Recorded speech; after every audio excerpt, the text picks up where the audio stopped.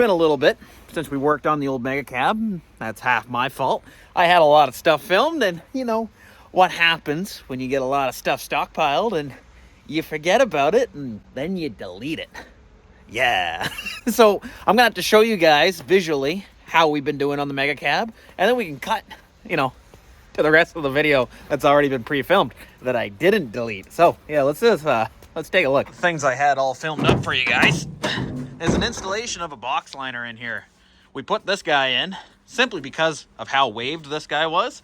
Just dollar up a little bit. Plus these cutting board beds, that's basically what I call them, they're some robust, especially when you're dragging tools and steel and everything in and out. It just gives it a more finished look. We also put it on this guy right here. Now, second thing that we did, we put the diamond plate toolbox from the black Chevrolet, the square body, onto this guy, installed him. It really adds a nice little bit of mystique to her. Picking away at the exterior parts on this guy. We still got wooden sides. We still got a back rack. A whole bunch of stuff that we want to do to this. Bumpers, etc. But it's all going to come with time. I accidentally deleted the files for the installation on those guys, but it is what it is. Let me go show you guys what we did in the engine bay. Now, we had an alternator actually die out on this little fella. It was no longer outputting any voltage. Shouldn't say it like that. It was at 2,500 RPM, putting out about 12.75 volts. Rest was about 12.4. It wasn't doing the thing. It needed to be rebuilt. We ripped them off. This core right here, this brand new fella, we got for about $40 off Rock Auto. We installed that guy. Had a whole video on it. Off she went. Is what it is. Sometimes fellas make mistakes, and that was a mistake. So we lost out on the bed, we lost out on the toolbox, and we lost out on the alternator. And fun fact, those were done in a snowstorm in the driveway. That was a good time. But either way, it is what it is, fellas. You guys didn't miss out on too much. Let's get right back in to where, you know, I didn't delete the footage. I'll see you there. Oh, it's a little snowy, not gonna lie.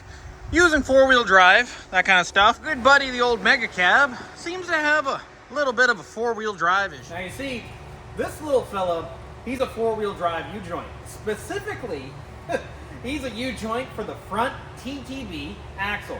This is a Dana 50 twin I-beam differential. And basically, it shares 3 U-joints. Long side, short side. Long side has 2. Short side has 1. Now, especially when you're playing with a dually four-wheel drive truck, and she's so long, you know, if you're not in four-wheel drive and you got no weight in the bed, it's kind of like having snowshoes on the back. It's a little bit all over the place.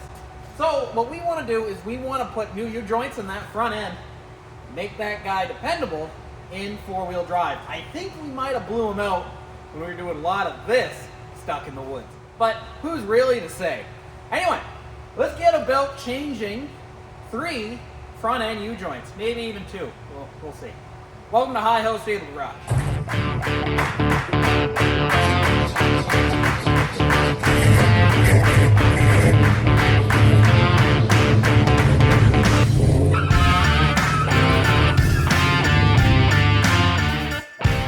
So, before we get started, for anyone that doesn't know, this is the MEGACAB Ford pickup that we built here on the channel from start to finish. If you guys want to go see that, I'll put a link up. It's 2 single cabs merged into 1. It's pretty darn slick. I quite like her. This old feller, he's 6.9 IDI powered. He's running a T19 4-speed transmission, MP208 transfer case, and it's an 8-foot bed, dually model, 4-wheel drive. She's pretty darn slick. 33/9 military tires, if you guys are interested on those. Not pressed for time, but we did our own ramshackle paint job on her. 2-tone, black and dark blue. She's pretty darn slick. That's not the point of this video. Let's start blowing apart this front end.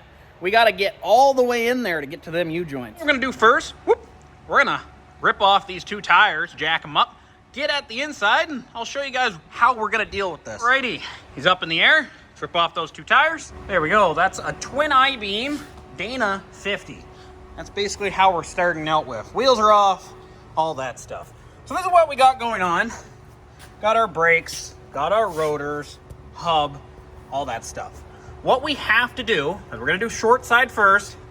Got to take this guy off. Going to be a couple snap rings, couple lock nuts, we can pull this guy out. Then we have our spindle, pull the spindle off, pull the brakes off, that kind of stuff.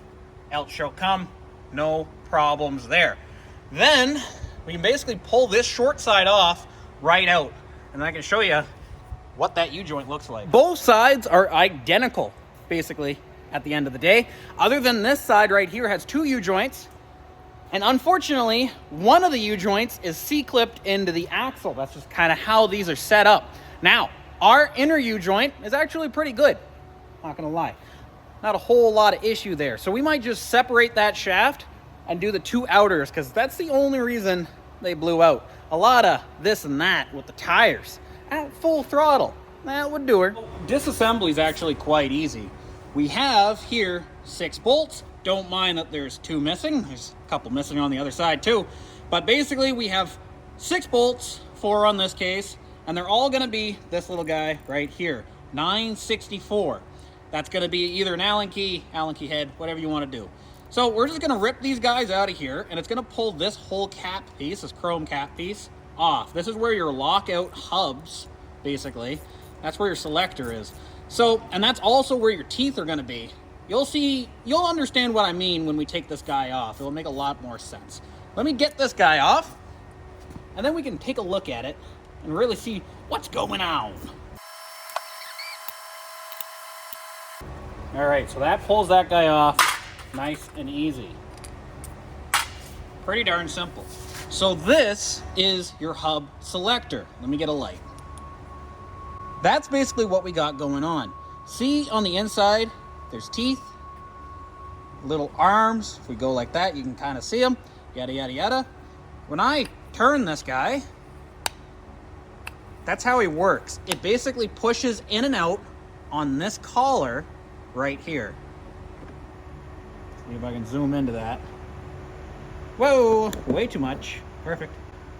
That collar right there. When this is pushed in, bam, you have 4-wheel drive. When it's pushed out, you no longer have 4-wheel drive. You know what I'm getting at? This motion is what selects that on and off. I can understand it's a little daunting when you're not screwing around with it all the time, but this is the exact same outer, actually, as a Dana 60 ball joint. Same spindle, same everything. So if you can do a Dana 50, you can do a Dana 60 pretty good. So now what we have an outer snap ring, goes around this guy, and an inner snap ring for our axle shaft. Now you can just see the outer snap ring right there, there's the gap. He comes around the entire outside there, and there is our inner snap ring. So we have to remove both of those, that's the next step. And then our hub selector assembly, because it's 2-part, you got that guy, and you got the guy I pushed in, he'll come out too. Best way to take that outer guy out, I've always found, is just your common flathead screwdriver. Let's try to get behind them, and then we should be able to pull out. And then we should be able to pull them right out. There we go, just like so. Work yourself around. And that is our outer snap ring. Throw him to the ground. Now, we gotta get the inner guy right there. Snap ring pliers work phenomenal. If not, 2 screwdrivers, you're gonna be playing around for a little bit, but it will work. So, put him in, pull him out. Wasn't that easy? Now what I like to do on this part right here, use the holes, use the bolts that basically your selector goes on, and you can use these guys to pull him out. There's nothing holding this selector in now. There shouldn't be. I've seen when they're super wore out, they kind of dig in. They're a little harder to pull out that way, but they should come right out. And there you go. That guy, he's out. We'll clean him up at the end. So now what do we got going on? This is our hub on the inside. And as you can see, we have a nut right there. He has 4 little ears. I don't have the socket for that. So what you can do, just use a little punch, go around them. Then there should be a washer, then another nut.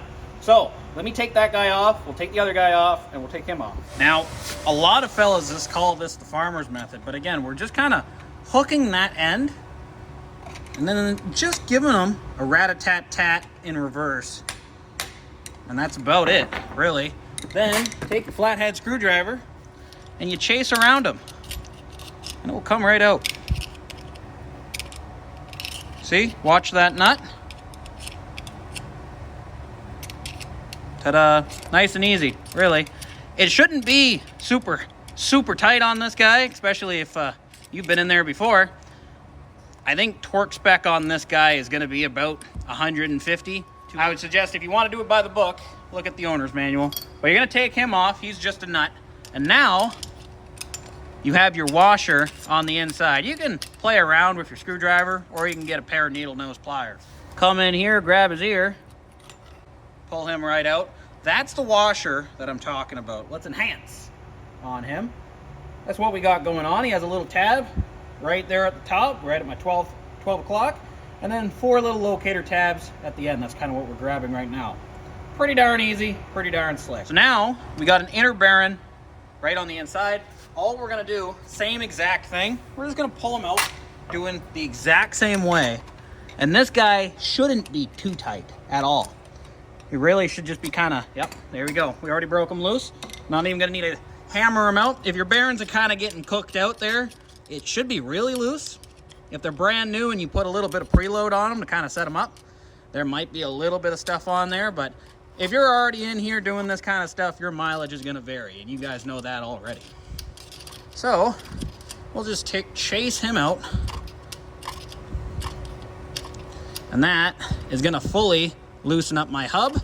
Then we can move on to our caliper. The only thing holding this hub on now is gonna be that caliper. I guess I kind of lied a little bit at the very beginning. Just because it's a ball joint Dana 50 doesn't mean it's gonna be the exact same as every Dana 60 ball joint, because this is the Ford variant, and that is how the caliper is held on. Down here you got one bolt that holds this I-beam bracket on with a little tensioner spring. You gotta remove that bolt, remove that I-beam and tensioner, and then the entire caliper just kind of falls right out. Sad to say, but it's a good design toughness wise, but everything else wise, a normal slide pin would have been a much better design, because one thing these calipers suffer from, if you don't put a lot of lube basically on these 2 junction points, what you end up happening is the caliper seizing completely, and then only one of your sides of your caliper, one of your pads, actually do the work for your brakes. You'll wear out your rotor completely on one side. Ask me how I know. So now what we gotta do is push that guy out. Real simple, real simple. Couldn't be much more simpler. Take your screwdriver or a hammer or whatever you want to use. Out she'll come. Didn't really want that, but way of the road. And we'll take our caliper here. We'll just kind of sit them right there on the leaf spring.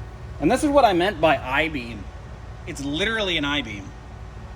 That's what holds her in. And your little spring. That's it. Kind of sits like so. Pretty neat, eh? We're going to pull off our hub and rotor assembly. Realistically, it should come right out. Shouldn't fight you too bad. There we go, good stuff. Whew. A little bit of wet. And here's our outer bearing.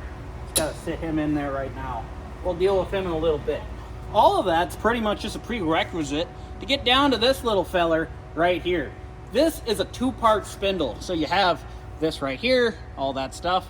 Basically, I guess your knuckle, and then you have a removable spindle right here that your axle shaft slides through. And as you can see, there's a lot of slop in that. Yes, sir. Basically got 5 bolts. We're gonna pull those off.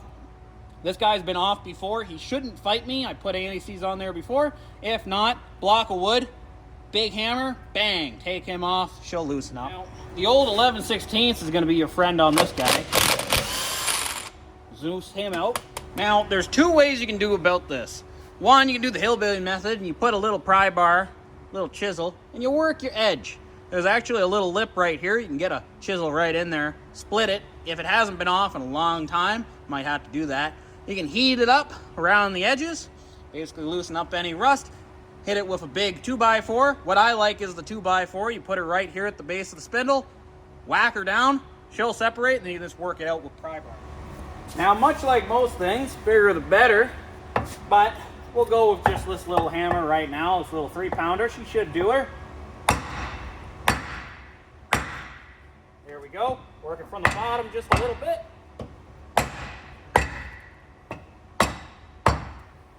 Maybe a little bit from the side. Just loosen her up all the way. And try not to hit the spindle. There we go. Out she came. Nice and easy. All right, off comes my spindle. He's out. Good stuff.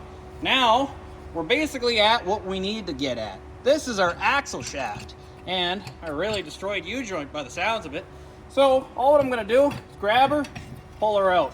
I'm gonna pull right out of the diff. You can jack up one side so it doesn't pour out, but I always just kind of top her up at the end. Not a big deal.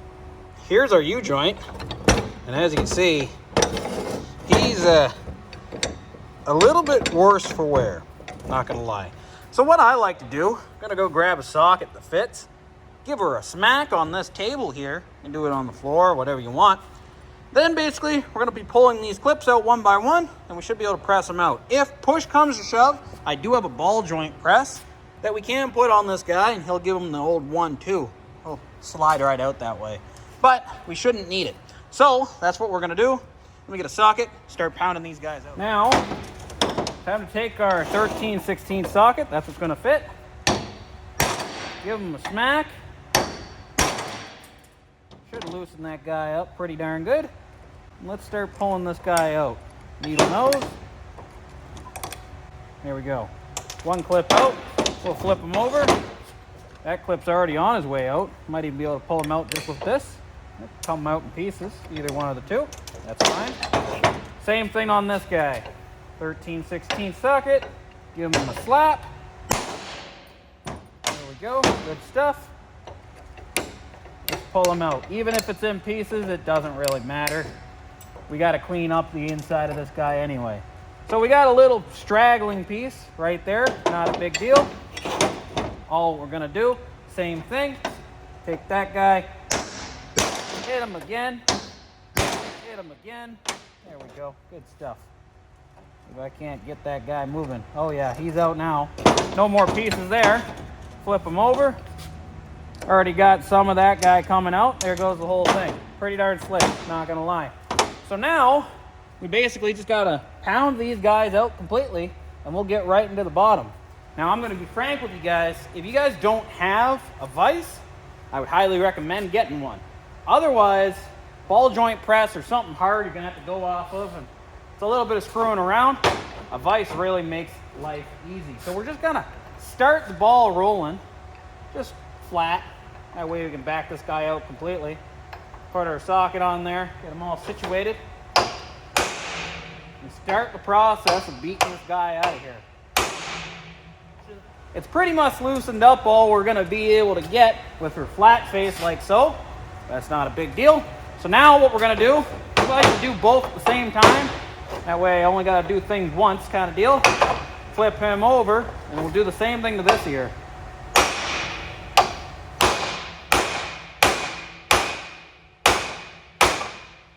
There we go. He's kind of at the same position now. So now, he's kind of locked up. There we go. Good stuff. All right, so he's coming out. Pretty darn slick. So now what we're gonna do, now we got the ball starting to roll here, we're just gonna slide him into the vise, put her over that hole, and make it that the crosses of the other ear kind of hold him in position.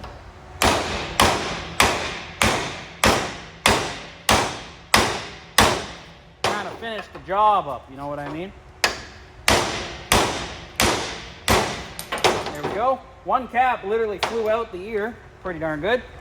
So now, we got to reverse this guy the other way. Leave the cap out of it. Kind of get the ball rolling. The hammer works pretty good.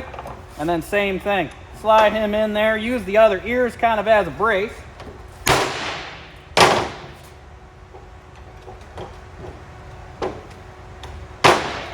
Go, good stuff.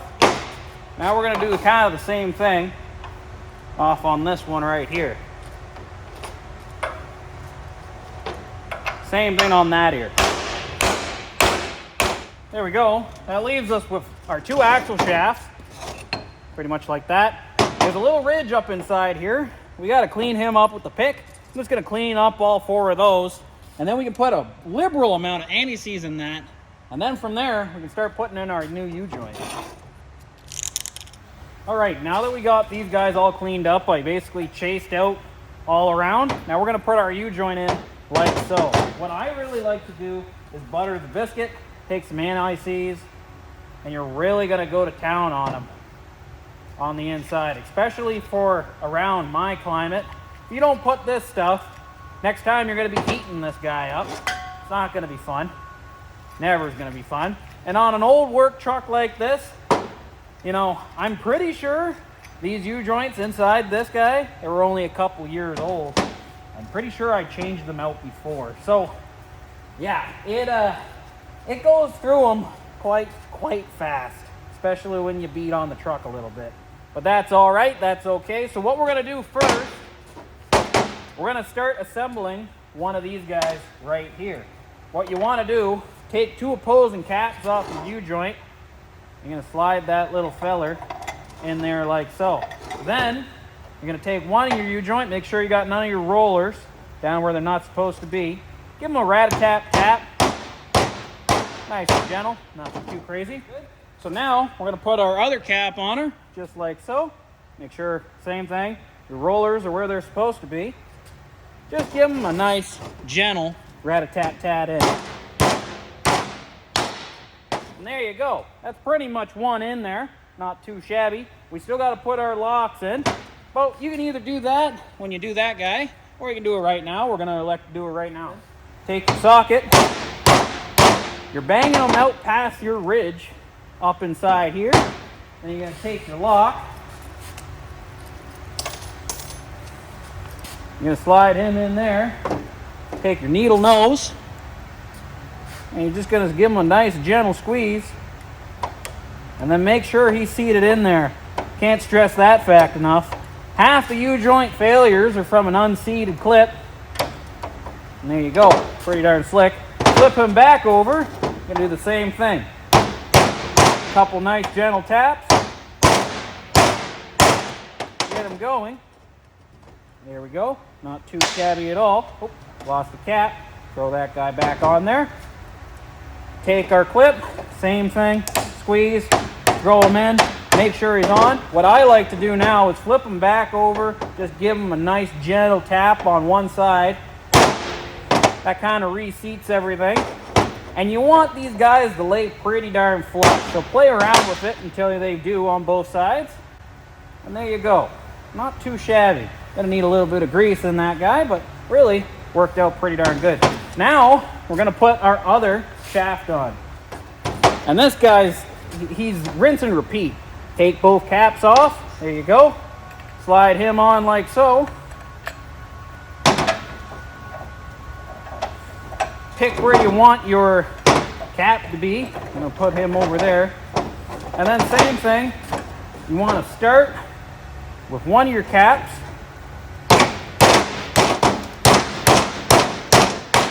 And then same thing, rinse and repeat. Use your socket, pound him past, grab your clip.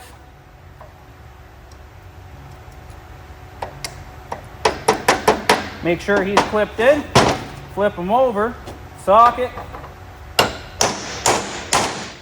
Not too shabby, and that basically completes your U-joint. Hit them with some good grease there, we should be all set.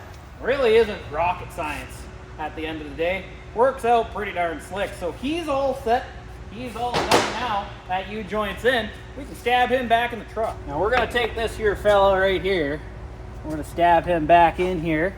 You gotta line him up with the splines of the differential. A little bit harder than it actually appears. But there we go. We're in. Make sure he's turning, which he is. All set and good. Now what we wanna do on this fella now, make sure you put a liberal amount of anti-seize on this guy. And I mean a lot. Like a lot. You don't want this seizing back on. It's quite the job if she's stuck on, really. It'll take you good part of half an hour if you don't got a torch.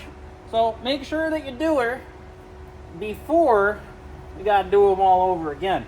And get this inside lip too, because this spindle kind of rides on that. There we go. All said and done. Pretty darn slick. This guy got a coat in some grease, same as the inner spindle, and then when we push it on, it's going to push out all the grease that we don't use. Don't be afraid to over grease it, fellas. Really, all what's going to happen, especially on an old work truck like this, is just going to kind of goo itself out of there, but you won't have to worry about not having enough slip and slide inside there, because there's a little spindle bearing in there that your axle shaft kind of rides on at the end. Just kind of keep it true and center, but when that bearing goes out, she gets kind of cooked out there. Put anti-seize this side, coat her real good, and I mean real good. It's not often that you're in here, so make sure that it's you're going to be able to take this guy off down the road. There we go. Good stuff. He's going to kind of push out all that excess grease that we're not going to need. And this spindle, forgot to tell you, only goes on one way. So you got to find the right bolt pattern for it. There we go. And that's pretty much it. Kind of take this rag here, get all that old stuff off. Good stuff. You got a good amount of anti-seize on these studs here, and we're just gonna kind of ugga-dugger them down. Torque spec for this guy, I believe, is 45 foot-pound. So you want to do it the right way. Again, I would suggest getting out your torque specs. If not, you know, ball's in your court.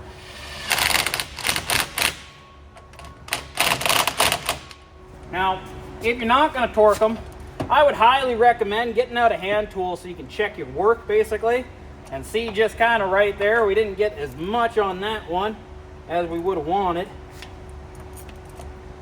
So a little bit of hand torque, it goes a long way, not going to lie. Now same thing, what you're going to want to do, you're going to want to put new grease on this spindle here, especially where your seal kind of rides. Worst that's going to happen is it's going to squirt it all out, which isn't a bad thing. Kind of go all around that spindle. New grease into our hub. Slide that bad boy back on there. Throw that guy deep in there. Lay a whole bunch of new grease in there for him. And by I mean a whole bunch of new grease, I mean a whole bunch of new grease.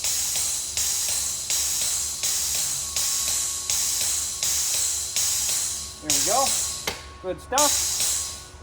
Now, we're going to take our bearing here. Again, he's a fairly new bearing. I'm not too overly concerned about him. We have extra bearings, but might as well not use them up. Throw this guy back in there. See if I can get him lined up. There we go. Push him in. And then we're going to take our lock. Now depending, your mileage may vary. Some of these locks have a little nub on them. This guy doesn't. Basically, we're just going to put that guy in there and he's going to press on our bearing. Let's start him up. There we go.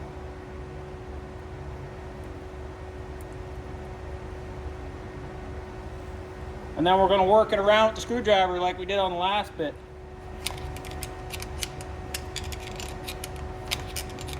Pretty easy on how to do it. You're going to grab that outer lip, and we're going to do it farmer style.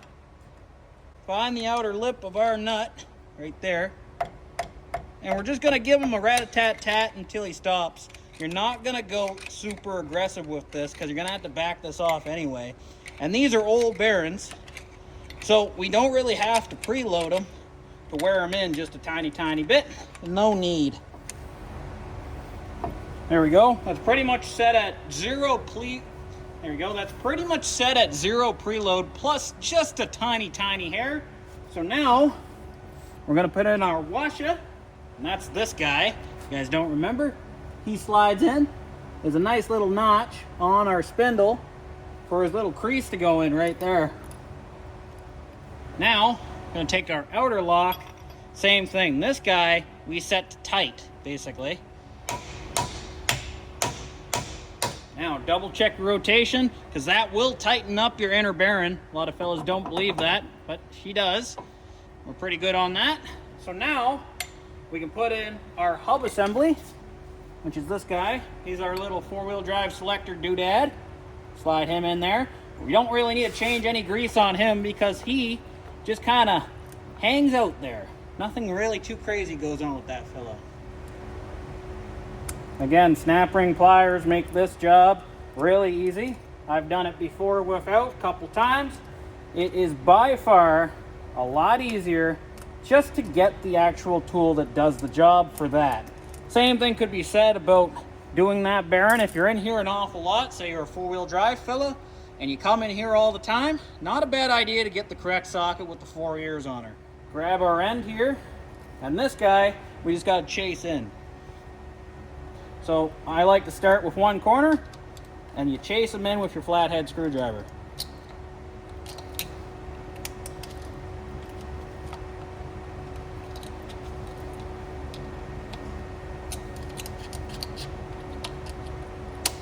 There you go. So that completes that inner assembly, basically, of this guy. So we can take this guy off here. We'll take this guy. He really doesn't need any grease or anything. Just kind of resides off the grease that's already in there. There's 3 little locator tabs and 3 little tabs in this guy. All that you do is match up those tabs together. I would suggest you put it in the free position. It'll make your life a lot easier so he's not extended. Slide that fella in there. Put our 4 bolts. Again, should be 6, but who's really counting? There we go. Check your 4-wheel drive selector, make sure she works. Now, can't stress this part enough. Make sure you butter your biscuit. Again, this guy has to slide, and it's really not a good design for sliding, so everything has to be very, very liberally lubed up. And I mean very liberally. And that guy just kind of snugs up inside here. And we'll tighten that guy up. It's all back together. So this side is virtually done. Basically, we got a little couple things that we still want to do. We want to adjust our toe and stuff. I'll show you guys how to do that at the end. But what we got to do now is play around with this side. Exact same thing. Blow that guy off to get to the inner spindle. Take him off. That inner U-joint there, he's actually in good shape. So we can separate it right there at that collar and pull him out, because this guy, he's a fun time to change. Not impossible, but definitely a fun time to change in the truck. And that's how we would be doing it. We don't have to do him today, thankfully, so I'm not gonna do him today. But the rest of it, we are gonna do. So what I'm gonna do here, it's the exact same way to do it on that side. We're gonna do a time lapse and pull that whole shaft unit out, up to there, and then change out that U-joint and go from there. There's no sense showing you guys the same thing twice, but it should work out pretty darn slick. Not gonna lie.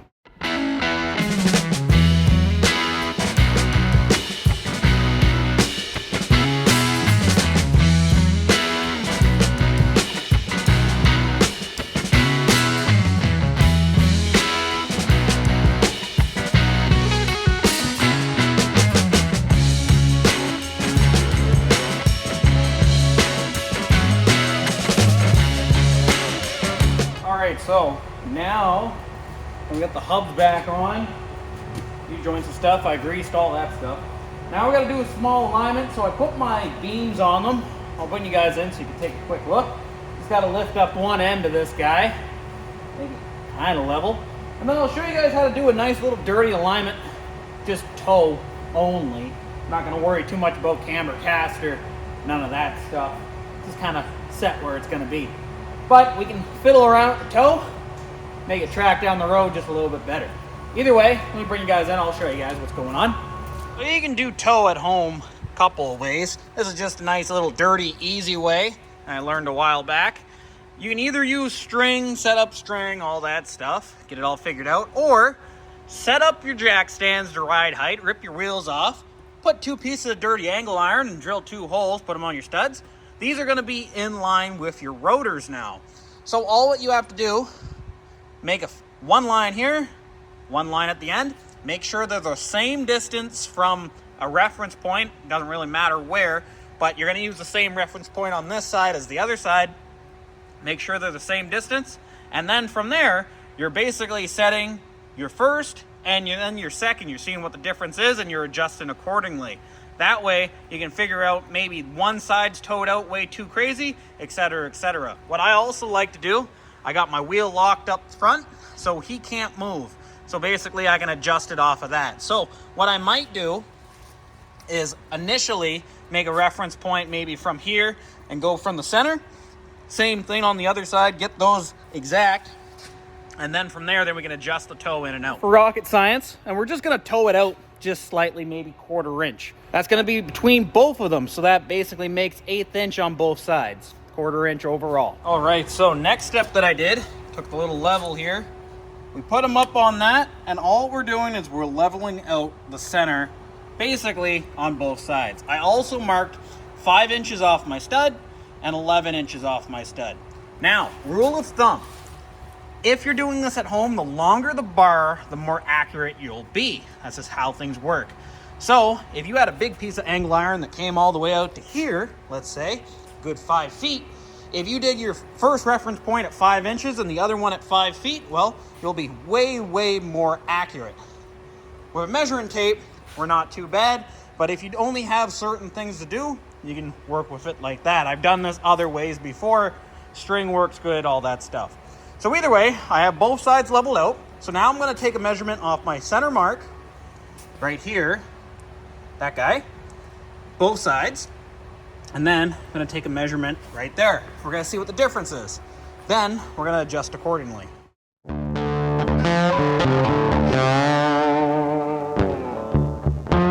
What we ended up getting on the first measurement was 71 5/8, and then on the second measurement was 71 3/8. So what that's telling me is we're towed in quite aggressively. So what we're gonna do is go to 71 5/8 basically on both of them, both measurements. That involves towing out our wheel ends. So what we're gonna do is we're gonna tow out this wheel end right here. I think he was towed in to begin with. So we're gonna tow him out just a little bit. Actually, based off of our steering, if we're counting threads there and there, he actually has more thread engagement. So that means that he right there is the one that's towed in. He would be the one that's towed out. So what we're gonna do is we're gonna modify this side of the wheel end and we'll go from there. That will effectively move our steering wheel a little bit. This collar right here,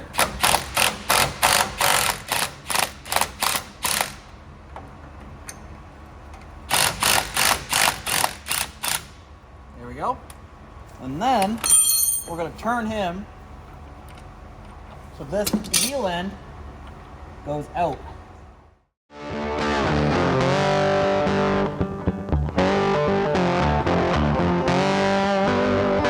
Now that's all modified.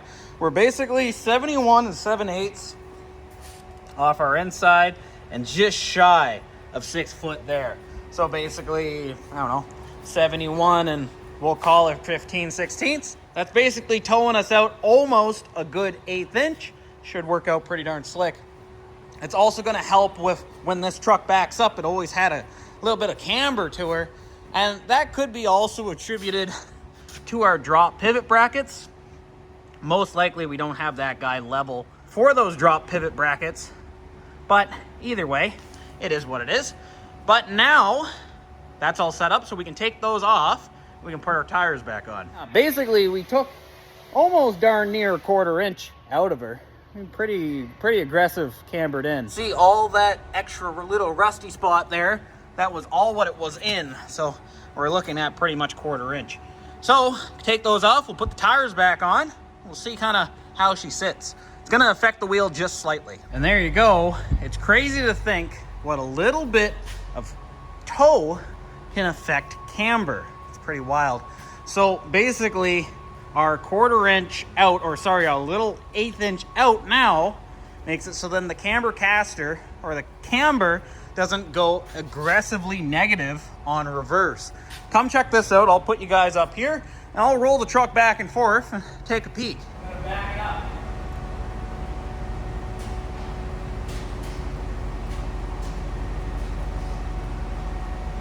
As far as I can go. Out there. And as you can see, camber isn't really affected anymore. Because what was happening is the wheel end was being pulled up in reverse because of the aggressive toe end. Just the way of the road. Now, that's no longer a thing. Twin I-beam axles. Once you learn them, you know them good. But if you don't know them, people misdiagnose them all the time. As you can see, our camber isn't going to be an issue anymore. I'm going to move on to other things. Now that we did a little bit of stuff that we had to do, how about we do a quick little reward there and snazz up some of the interior and get her showroom sharp. We have a couple things that we've been sitting on for quite a while. Let me show you one of them. I'm a big fan of that classic truck look, and I was gonna save these until we did the heated seat, but it really doesn't make sense to do her. This is a saddle blanket for a bench seat, and we have two of these. Basically, we can do front and back matching saddle blankets. I think it's gonna look pretty darn slick. Pretty darn slick, really. Should look nice on that seat. Let me go install it, show you a little bit before and after. Got two of these bad boys. Should snazz her up pretty darn good. There's a little bit of the before there. And there's the after. Yes, sir. Nice, good old saddle blanket. Yeehaw! I quite like it. I quite like that. It looks good. We still got the other seat to do as well. We got another saddle blanket for that. This kind of has a lot of stuff on them right now. Shouldn't work out pretty good. I'm gonna use that little box, throw a couple parts in, throw those in the toolbox, free up some space, and then we can put the saddle blanket on the back one too. I'm excited. There's a before. We still gotta fish those guys through. So right now she has no seat belts, is what it is. Don't carry a lot of passengers anyway. I like it. I think it's a nice addition to this guy. And plus, look at all this little bit of pouches. You got pouches galore. Cup holders, yes sir. There you go, got her all put back together. I think that's enough hard work for today. You know, did an alignment, did two U-joints, put in some saddle blankets, looks pretty darn slick. I think now, let's go explore a little bit of the snowy tundra outside, see just how things are going. We're just gonna throw on these hubs, we might need them. I got a sneaky suspicion. Let's see, how's the snowdrift? Oh, look at that, a little snowdrift there. She looking cold, not gonna lie. Big old drift. Yes, sir. Well, that's what four-wheel drive's for. Back out in 2x4. I'm not worried. Saddle blanket, though. Yeah, we'll just ram her in 2x4 and we'll see what happens. Whoop. Oh, yeah, right through it like butter. Not bad. And we'll see you soon. All right, well, let's go see how things are looking, you know, during this big old storm. The plows got out anyway. That's pretty good. News is, the only sound you can hear is the old gearbox just whining away. The clunk, clunk, clunk from the front end in four-wheel drive, we're in 4 high right now, is no longer a thing. That's pretty darn slick, not gonna lie. Let's take the old tour to Industrial Park, see just kind of how things are, but it looks like since we've been in the shop, all the plows have been out. That's pretty darn slick.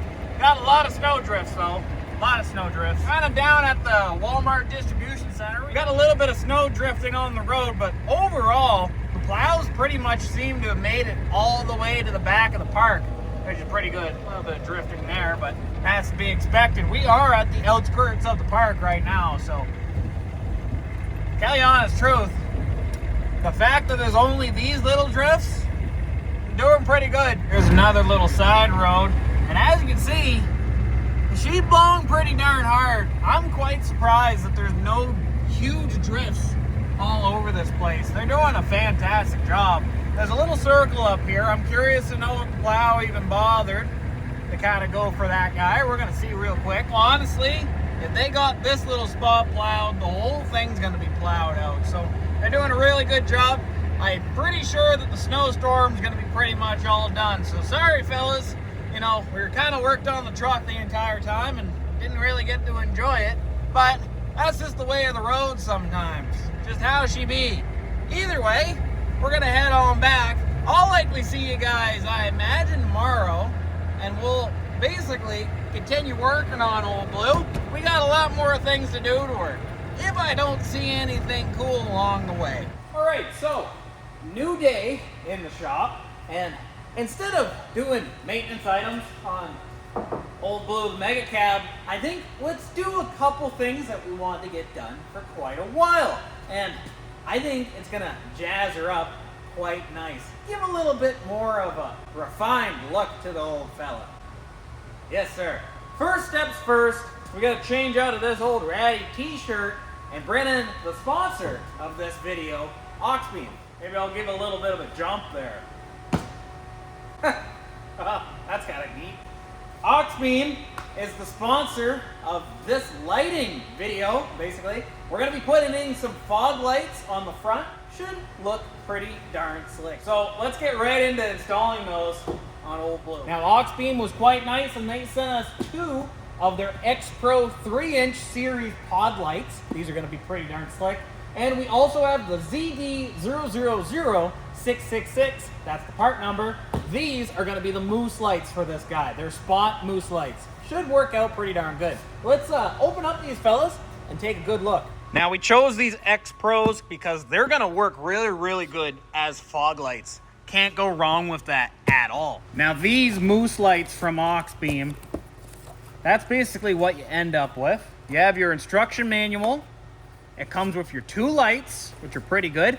You have your weather pack connectors, can't go wrong there. And you have an entire installation harness that comes with these lights, including button, all your harnesses, your positive and negative, and your relay. This right here is what you end up with in the kit for the pod lights. You have LEDs, should work out pretty darn slick, especially what we want.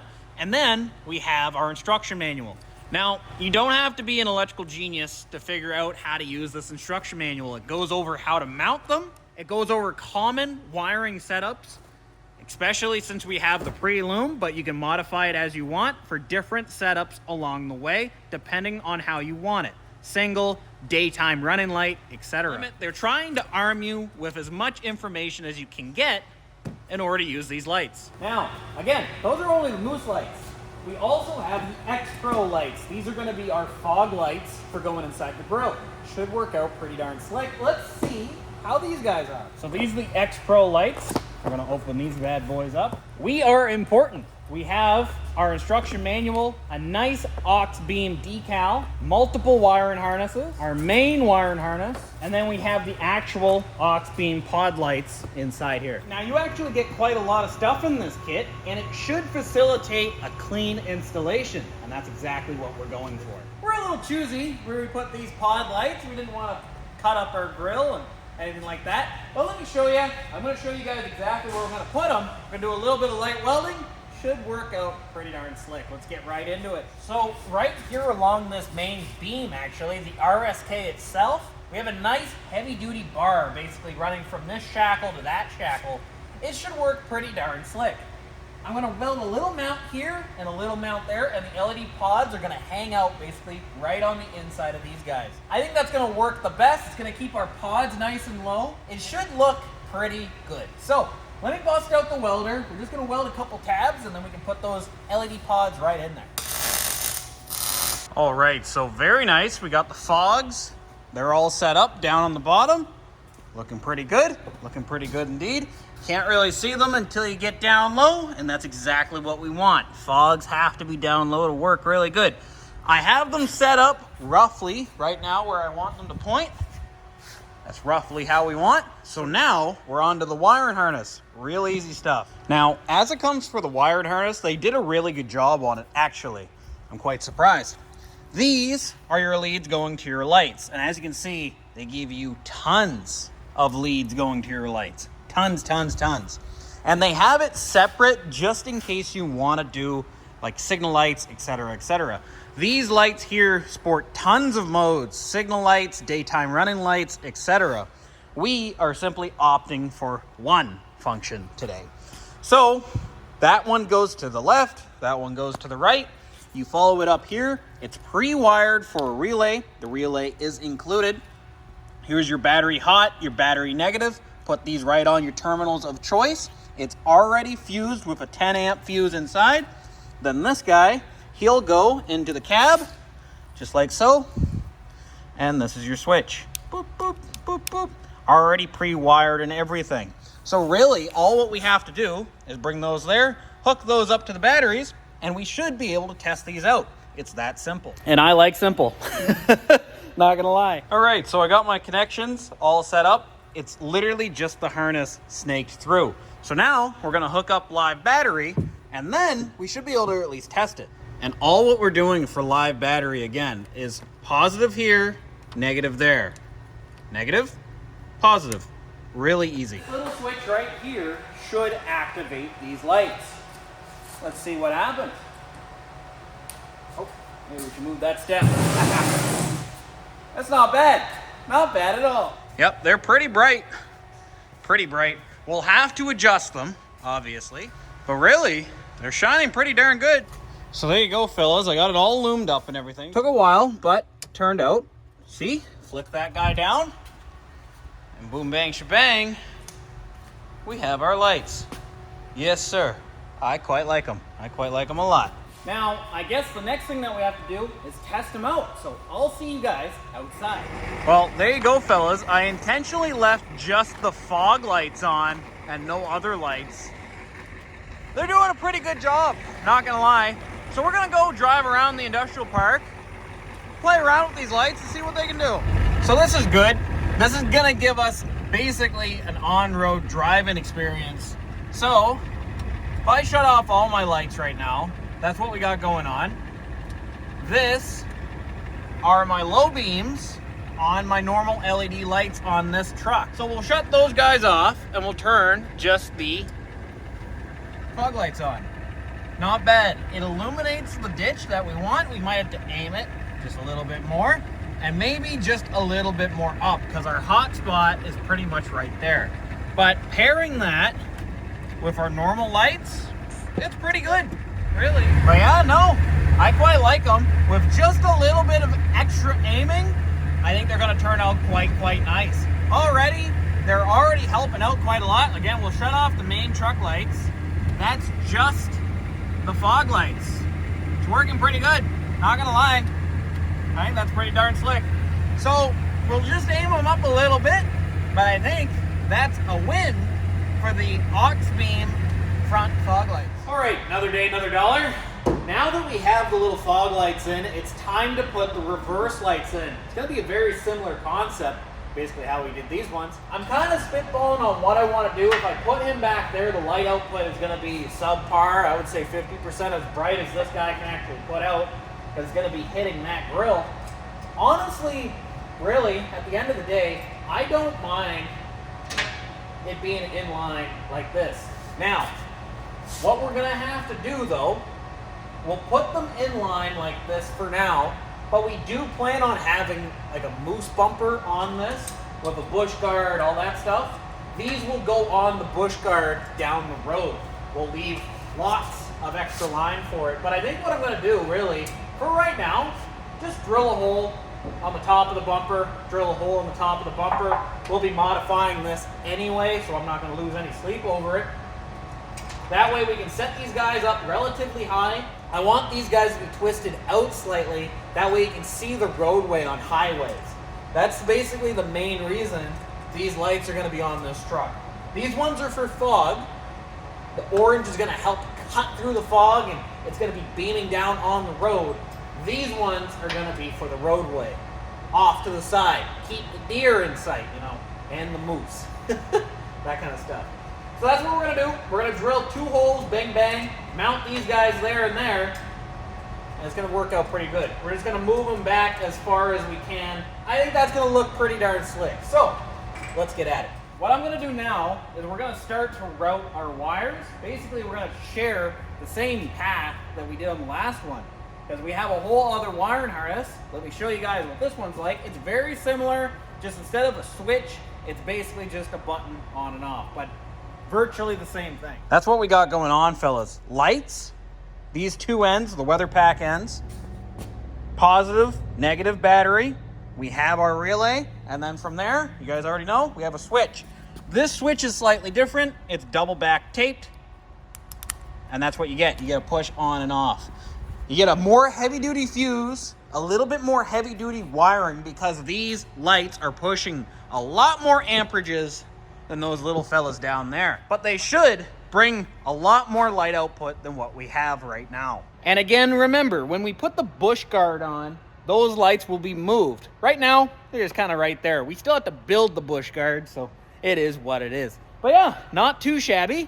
Let me do the wiring up, and then we can try these suckers out. I have it all loomed up, and again, the way that this wiring harness is done is it's nice. You don't have to do any wiring yourself, other than just putting it on battery power. But either way, we have our switch here. Let's see what's going on. It's lit up red, saying right now that's not on, obviously. Well, here you go. That's pretty bright. They're not aimed at all right now. But that's pretty darn good. I think that's gonna work out something slick. So now, I just gotta finagle this fella inside the truck, but I will see you guys back when everything's done. I got these suckers aimed up. So there you go, fellas. We got them aimed up, roughly. Should work pretty darn slick. Let me show you guys inside the cab just to how we have them both set up. And then I think we're gonna dim the lights and try them out in here, and then we'll obviously try them outside. These right here are our pod lights. You can kind of see they're going off and on out there. And then down here, these are our bottom fog lights. We're not gonna use them all the time. This guy we put up high because we'll be using him way more often than not. So let's turn on these pod lights. There we go, they're on. Yes, sir. And as you can see, she's a little bright, not gonna lie. Yeah, well that's pretty good. Granted, my box is kind of taking the brunt of her, but the sweep, if the box wasn't there, it'd be going there and there. We'll see better outside, but let me just turn all the lights on the truck for a second, and we'll see just, you know, kind of what she looks like in the dark with all the lights on. There we go. Not too shabby. I like that. That turned out pretty slick. You can't really see the top ones because of the hood. But I like that. I think that worked out pretty good. And we have just a tasteful amount of lights on the front. I don't think we're going to go any more than that.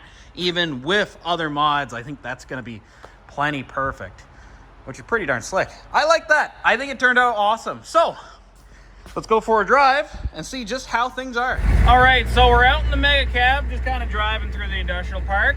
These are our main lights that we have on, just our truck lights. As you can see, there's no other lights that are on right now. So what we're gonna do, we're gonna flick on our pod lights. That's what we get. As you can see, it's just a general more light, but more consistently light over on the sides, and that's exactly what we wanted. Now, just for fun, we're gonna throw on our bottom ones, our orange ones. You really can't tell too much of a difference with the orange ones and the other pods on at the same time, except a difference in hue. But again, that's all what we're after with those ones. Hopefully that's gonna help with the fog. So just for fun, we're gonna shut off our main lights. And as you can see, just the fog lights alone, our pod lights, are way more than enough to idle and coast around on. No real issues there. So here's actually a good little test for it. We got our main truck lights on right now, but let's put those on, and now you can see considerably we're getting more light per capita on both sides, and that's exactly what we want. That's the main thing. Again, we're not really after 1,000 times more bright. We're after adding light to there and adding light to there. Again, as you can see, now we can see the ditches. That's what we wanted with this. Plus, it helps out quite a bit. We can likely aim these beams just a little bit more as well to help out. So, in conclusion, about the lights anyway, I think these pod lights, with a little bit more aiming, they're gonna be the sham wow. You know what I mean? And then the bottom ones, we haven't really had a snowstorm or fog to really try out the reason why we put them so low with the orange, amber color, yellow color. But I think it worked out pretty darn slick. I think that those are going to prove very much MVP, especially like Cobequid Pass. It's a big pass. I went through really, really intense fog through there, couldn't see a thing. I think those guys are going to shine up the road exactly what we want. Because you got to remember, this right here, these lights, they're about 3.5 feet off the ground, 2.5 feet, 1.5 feet.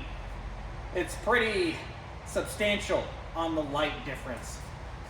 So yeah, big thank you to Auxbeam for sponsoring this video.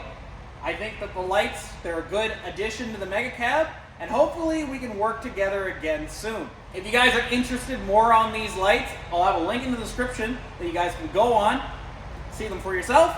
If not, thanks again to Auxbeam, and let's get back into the MEGACAB. Yeah, guys, didn't turn out too bad. We got a lot of stuff done on the MEGACAB that we needed to do. The four-wheel drive really helped out. The new U-joints no longer having a clunk, clunk, clunk, ting, ting, bang, bang coming from the front end. I think it was when we really did the, the hard steering stuck on the ice when we went out to the woods. I think that exacerbated the U-joint problems for sure, and it was making quite the ruckus up in the front end. Plus, I really, really like the seat covers, especially on the vinyl seat. The seat covers really add a little bit of heat to your butt. I quite like it. I hope you guys enjoyed this video. It's a little bit of a longer one. Again, it was going to be a couple videos, but I lost footage here and there. It is what it is. Sometimes I'm a dummy. It's just the way she goes. I hope you guys enjoyed this video, and I will see you guys very, very soon in the next one, likely on the MEGACAB. We're doing a lot of MEGACAB stuff recently. International is not forgotten. Don't worry about it. It is coming. Just kind of plugging away at it. But we got a lot of MEGACAB coming. Fret not. I'll catch you guys in the next one really, really soon. See ya.